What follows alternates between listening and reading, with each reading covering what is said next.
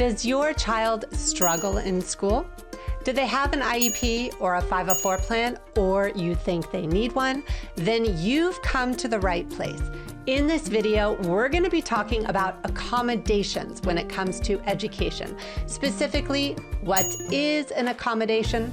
What does it look like? How do you get an accommodation? The differences between an accommodation and modification, and all the tools and resources that you need in order to advocate like a pro. Keep on watching throughout this entire video, where I'm going to give you all my tips and resources as a special education advocate so that you can advocate at the table like a pro.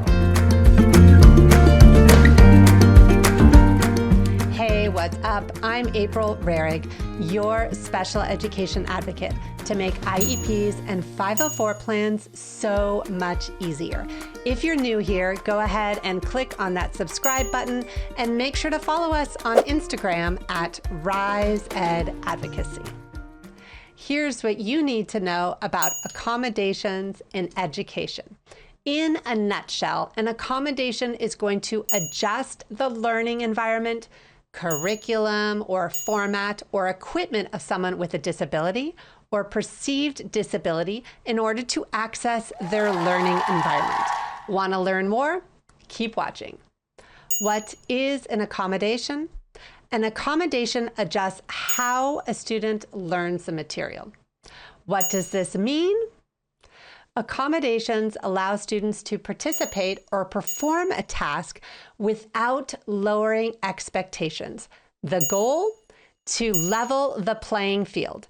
The truth is, an accommodation does not give students preferential treatment or make them any different than others, other than altering the learning environment. Let's set the record straight. What does an accommodation look like? Dr. Temple Grandin said it best when she said to think of accommodations as a workaround. What are my favorite examples? Let me tell you right now. Number 1, using a highlighter or colored pencil. Number 2, reading questions aloud. Number 3, extended time on tests. Number 4, changing the presentation style for the student.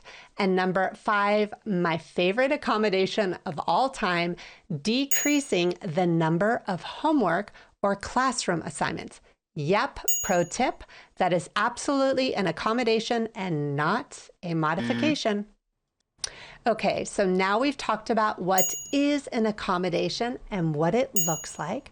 Now we need to talk about how to get an accommodation for your child in school. The problem is that although teachers tend to do accommodations throughout the day, your teacher is not required to implement accommodation without an IEP or a 504 plan in place. The challenge is, in order to get that IEP process started, to make your journey easier and to stop all the drama, especially if you are being told to wait and see or your school doesn't listen when you're asking for IEP testing, I've got a fillable template called the IEP Testing Step-by-Step Guide. Inside the template, it walks you through the process, gives you the words you need to use, and tells you exactly the steps that you need to do to get the ball rolling for the IEP process started. Make sure to check in the link below to get our fillable template. Accommodations and modifications. Here is the problem. For most schools and teachers, they're not really taught what is an accommodation, what is a modification, how are they the same, and how are they different? So in a nutshell, like we've already explained, an accommodation is going to adjust how a student learns the material or accesses the environment, versus a modification is going to adjust what the student is learning in terms of the curriculum or what exactly is being taught.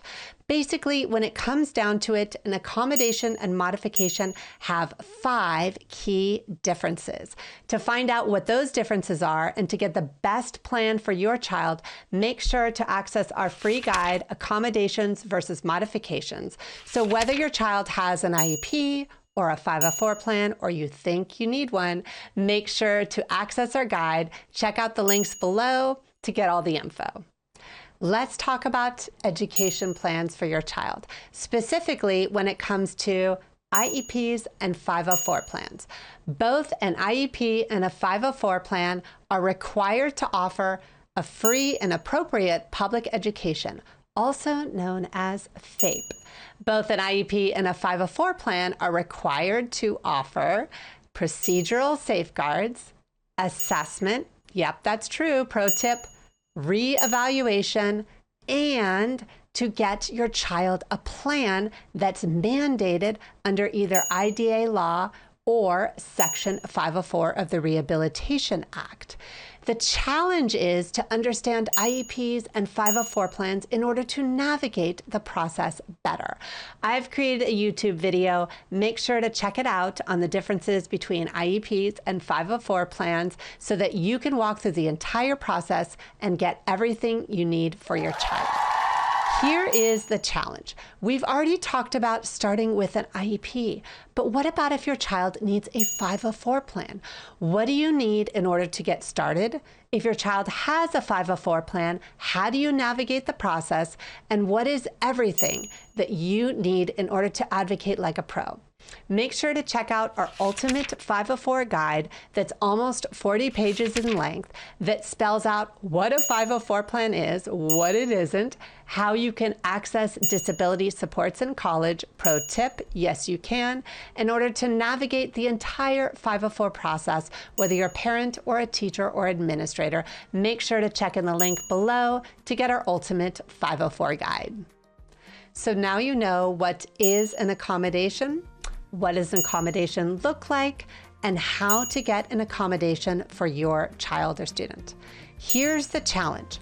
What do you want to do differently now that you know all that information? Yep, that's a pretty good challenge. Do you have a question? Make sure to put it in the comments below. Want me to do another video?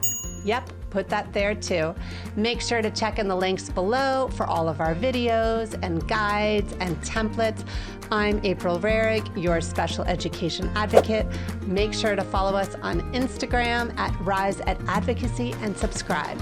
I can't wait to see you for our next video.